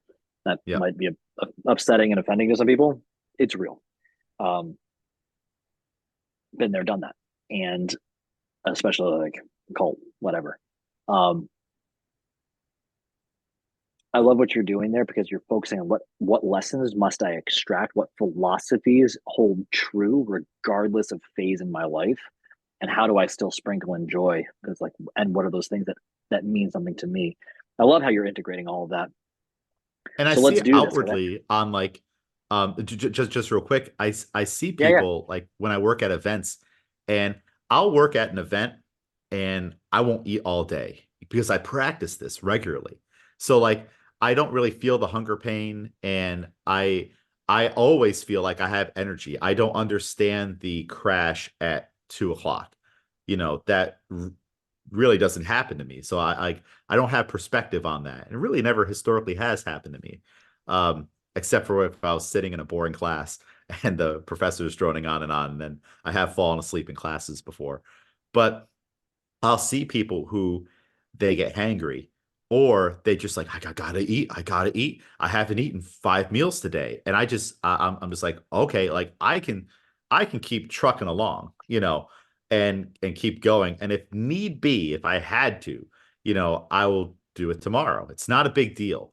But other people, once they feel that like, oh, it's time, I must eat again, it starts to consume everything and it changes their personality and they're so worn down and they're like, I'm so tired and all this stuff. Whereas I've already accepted that tiredness is going to be a reality of this whole thing, working a 12-hour event. I've already made peace with it. So if I feel tired, I don't focus on it. I just keep moving forward through it. If we were on a long hike and we got to go up this mountain, well, yeah, my legs are going to get tired. I've already made peace with that. I've already made peace with I'm going to trip and fall. All these things. I know they're coming. I've experienced it before. So I'm not going to be surprised. I'm not going to get bent out of shape. I'm just going to keep moving forward. And I do things to train myself to keep moving forward. And then I see people who struggle with a very small thing. I'm like, maybe you eat in another hour. Is that okay? Like, no, like you have to have, are you diabetic? Are you so addicted to the types of foods that you eat that you must have them right now? I think people's vision on like how much they need to eat in a day and how frequently they need to eat in a day is a little bit corrupted. There was a point in life where you didn't eat every day. Yet as a society and as a species, we made it work. We kept going, and we were strong because of it and hardy because of it. And now things have changed a little bit. It's like you can get by if you can't have your coffee in the morning, right? I have coffee every morning. If I didn't have to get it, it doesn't mean I'm going to have a meltdown. I'm not going to take it out on others later in the day because of the way I feel. This coffee has no power over me. If it does, that means I need to quit coffee for a little while. And from time to time I do stop drinking coffee because I don't like the way it makes me feel with the withdrawal when I can't have it. And I'm like, well, hold on. Coffee is too much in the driver's seat right now. It needs to be only James McDermott that is in the driver's seat, and of course the good Lord, but not coffee. On like if I don't have it, it ruins my whole life experience. You basically highlighting one of the most important things about, I think, true self-actualization is it's more about removal and learning that you have to choose to be in that driver's seat and you have to choose to go without, which is a strange thing when you operate from when you are in abundance, when you have all the stuff and you can make it very convenient. It's about taking away the excess and being diligent and knowing restraint. And I think that's a very hard part of wisdom. Let's do this. I have three little rapid fire fun questions that I've been doing. I think you'll like All right, these. let's do it. Number one, what sports or activities, like creative activities, did you do when you were younger, and how did you play them? Sports, I did baseball, like youth t-ball and baseball and bowling. That was really it. I wasn't really an athletic kid. How did I play them? I just kind of went through the motions and moved through it. Like at one point I did get really into baseball and I wanted to be a pitcher. And I don't think I was ever able to do it because on youth sports teams like that, there's a lot of politics. Which dad can scream the loudest, and everybody wants their kid to be the pitcher. But even though I wasn't going to be the pitcher, I still practiced in our parking lot in at our house. I still my dad set up a thing, and I would practice just throwing and hitting it, just for maybe if the opportunity came up. But I wasn't really too bent out of shape that it didn't. But I just, I still wanted to do it. So I still did it, on my own. And then I was always in the outfield, the left out position. And yeah, and yeah, that's kind of how I played it. Bowling, that was in middle school, and I didn't take it seriously. It was a big joke. It was just hanging out with friends and joking around and getting kicked off the team because we were just there to horse around and go on a trip every couple days and eat the French fries at the bowling alley, which that was the best on getting the French fries. They were fresh out of the fryer, and we would put sugar on them. And it was like having like the elephant's foot, like the dough that you can get at some places, like at a theme park. And that's really why me and my friends were there. We were just there to eat and socialize, and then purposely throw it down the thing as hard as we could. So you and I both being Cortland alums, you know how much we had to do things like with PE stuff and all that. And I still remember a class. It was all about play and the importance of play. I kind of poo-pooed it at the time because I also didn't understand what was really going on. Classic young, full of piss and vinegar thinking I know more than whatever. And I look back now and I go, huh, how did I play these games? And I thought it was really interesting that you said that there. Paired as if I was going to play in one of the sports. And the other one was all about fun. Go figure. You brought it up earlier. Fun and preparation. Those were the two things. Like Hey, it look at keeps that. showing up like that. Full I knew circle. I knew you'd appreciate that. Number Yeah. two, island movie and TV show. So you're on a desert island, stranded on a desert island, the rest of your life. You only have one movie and one show to watch. Which are those and why? Easy. Favorite movie of all time. Could watch it a million times. John Carpenter's The Thing with Kurt Russell. They're in Antarctica. They dig up an alien and they find a spaceship, and the alien has the ability to assimilate other people. It can become Caleb. It will look exactly like you. It will run this podcast. It has all of your knowledge from a cellular level. And then its goal is to get other people alone and assimilate them. And so that is my favorite movie of all time. Absolutely love it. Love the conspiracies around it. Show, oh, there's so many shows, but I will just go back to The Office every single time. The Office has a special place in my heart. Early on in life, when you were pursuing relationships, I had a lot of heartbreak, as everyone does, and I was able to identify with Jim and his issues with Pam in the earlier seasons. I've lived that life at different times, so that has a special place in my heart. And then also just when I was doing powerlifting in my basement back at my mom's house, I wouldn't listen to music. I would just have The Office on. So The Office would play while I was doing bench press and other exercises. And it was just to make it feel like other people were around, And so I've seen that show a million times. It's super funny. I love it. So I could watch it on repeat. Even the later seasons that aren't the best, I would just watch it from start to finish, loop on a loop, because the first season wasn't that great either. And the last seasons weren't that great, but they're all a part of the journey. And I guess maybe life can be like that sometimes too. Again, I like to extract ideas out of the entertainment we go to. The thing I thought a lot about empathy and how you try to get inside, like understand other people, especially in coaching. Thinking about that, like how can you assimilate and you talk about the shepherd going off and helping the one, not just being part of the group. I thought that was really cool. And again, the comical side, seeing what you related to from a romantic side, from a relational side, really cool, man. It's funny how we connect to certain things. I'm I'm gonna admit this out loud on a recording. I couldn't get past the first season of Office. I really didn't like it. So everybody says like you just got to get through the first one. I might have to recommit and do it at some point. Oh, there's Ty barking his affirmation of that's what we're gonna have to do, Yep. Dad. He's a fan of The Office. He loves it. He's a fan. I'm like, I'm in. Well, Really yeah, like and it's that. like like with it's kind of funny. In my high school yearbook, I'm pretty sure when it said that question of like, what do you want to do when what do you want to accomplish in life or something like that? And as a joke, I wrote down world domination or take over the world or something like that. And they actually printed it. And that's actually what the thing is trying to do on an evil scale, you know. And I'm not trying to take over the world these days. I'm just trying to contribute good, positive things to it and help other people in their lives. And yeah, with The Office, you definitely got to get into season 2, season 3. It really starts to pick up. All right, I'm taking that recommendation then. Third and final one, it's an A and B. What's your deathbed meal? And who are you sharing it with? I guess C is and why.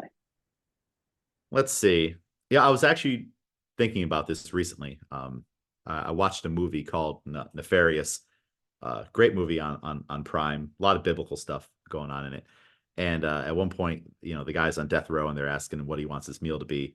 Uh, some sort of chicken and mashed potatoes. Like all through my life, I've had a soft spot for because I used to eat a lot when I was a kid on just having chicken fingers and mashed potatoes or French fries. So that potato chicken combo is a big one. Like my mind goes to like all the junk food and stuff like that you would of course like to have.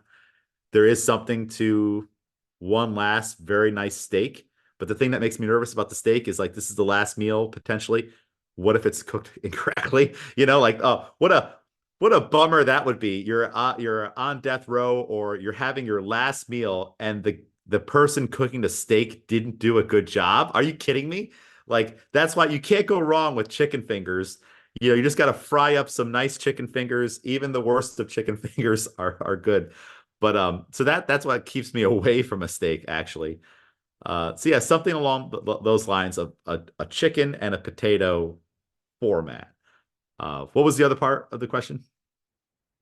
Who are you sharing it with Oh, and who am I why? sharing it with? Oh, that's a tough one. I really don't know. You know, um, if it's the deathbed scenario, I would hope that at that point in my life I have kids, and I have a wife who is outliving me because I would want them to all these people to outlive me. You know, uh, More than likely I'm older, hopefully, so I would imagine by that point significant members of my family have also passed, so I can't really share it with them. I wouldn't share it with a celebrity or something. That's kind of odd. So I would say who. immediate family, like let's have one last dinner. Did you watch the Game of Thrones prequel? Yes. Remember the scene where the king has one last happy dinner with his family, and then Yes. no spoilers. Like, hopefully I don't look like that and I'm falling apart, but something like that where you have key members of your family with you and you can share one last moment before you pass on, and hopefully they don't descend into madness. And I know that no matter what, like I mean, you share every meal with Christ, so that's a given that he would be there as well. Love that answer. For the record, 15 Church, you ever been there up in Saratoga? No, no. One of my favorite steaks I've ever had. At some point, you and I got to go have a steak there then. Oh, And wow. it's All been right. excellent every time. 15 Church, everyone sponsor the podcast and you ever listening, I will gladly accept a sponsorship. Just There pay we me in go. steaks. That's really all It's a restaurant, because, right? yeah, so good. So good. World peace is going to be solved one family dinner at a time. So I loved how you answered that. The other side of this is that, so I say share the story all the time, but I officiated my youngest brother's wedding, and I wrote a speech called "The Window in the Mirror." Long and short of it, especially in coaching, a lot of it's about like holding up the mirror, but they think it's a mirror. Or pardon, they think it's a window they think they're looking into, right? And the classic saying, "The eyes are the windows to the soul." Well, if you're really just holding up the mirror, you're seeing your potential. And on your deathbed, I believe the person sitting across from you is ultimately the mirror of the furthest level of growth on your journey to your true potential. So I think that's really beautiful what you're looking and aspiring to have there sharing with you. I think it's really, really cool. Side note, with all those things, that was a small journey on my life of how I felt connected throughout life. Because my father and I, when we were younger, and you don't know this, but I felt mostly alone most of my life. But my father and I, one of the great things he always did, we had a boys' night, and I still do boys' night to this day. Yeah, we did that last night. Once a month or 6 weeks or whatever, we go out for a meal. We'd have a steak often. That was usually the one. We'd go walking through Sports Authority, and he maybe buy me something from Sports Authority. We talk about sports or whatever, and then we go see a movie. So all those things, get to see that little bit of a journey for yourself throughout, and I think it's really cool. On top of the other lessons that I think come out from like, hey, that's how I experience these sometimes silly icebreakers. I know that you talk about, hey, what do you want to be when you grow up? Those icebreakers seem silly, but if you allow it to, well, why? How would you even come to that answer? And what does that say about your tendencies and your proclivities and what you care about?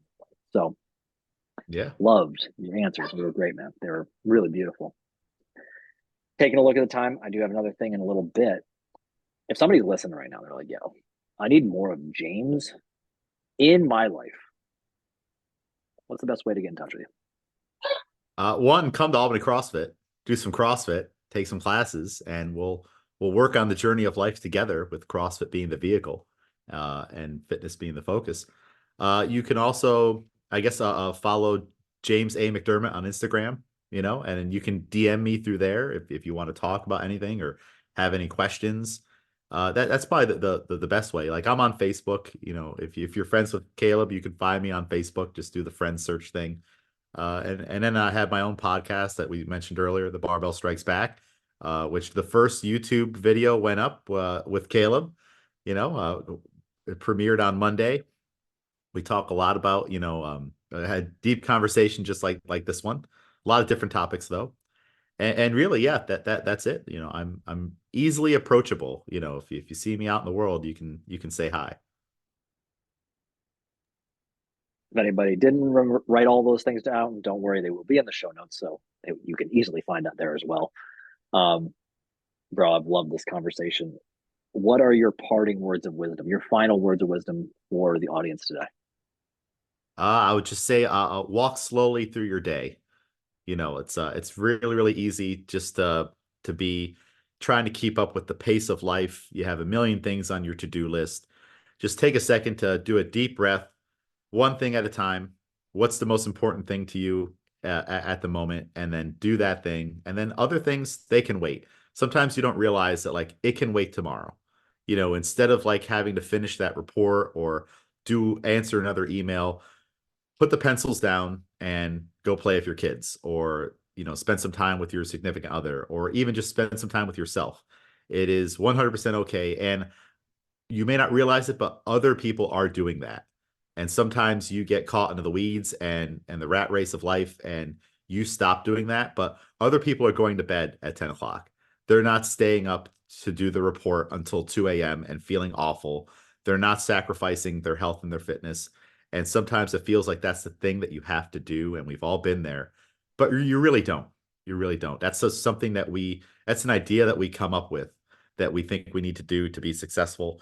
And that's one thing that I've tried to do a lot and have had success with it in recent years, on not being such a workaholic and just taking time to, what is it? Take the time to smell the flowers. Like, you have actual flowers in your life, and you have, figurative flowers in your life, and you need to stop to smell both of them. Take a moment, breathe, look at what your dog is doing, and be like, wow, he's so awesome. Or take a moment to watch your kids playing, and get off your phone and just walk slowly through life.